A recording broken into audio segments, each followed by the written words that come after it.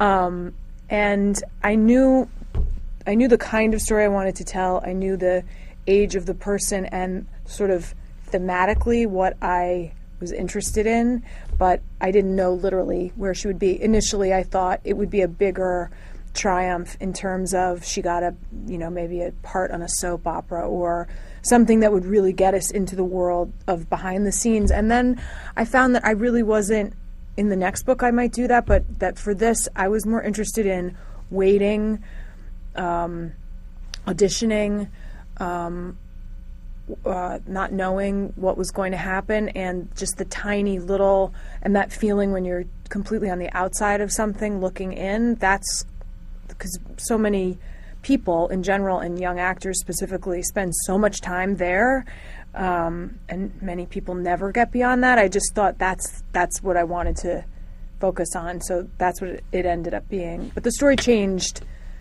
throughout the process.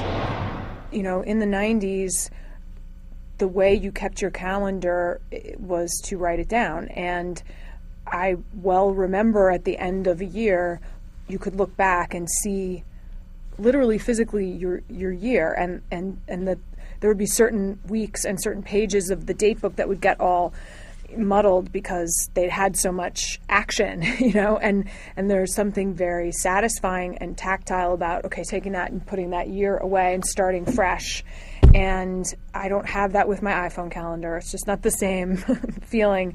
And so, yeah, I would say, and I tried to communicate it as best I could, so much of being an actor at any level is waiting. And then one day you get a call, or you don't. But you don't know when or if that will happen. And especially when you're starting out, the waves are even more dramatic. Did you talk to your mom about Of that? course. Okay. Look, it was an old girlfriend of Crosby's who wrecked it for all of us. Well, we But have, will it's not been an change her interesting, mind. it's an interesting time in television. It's been an interesting time on Parenthood.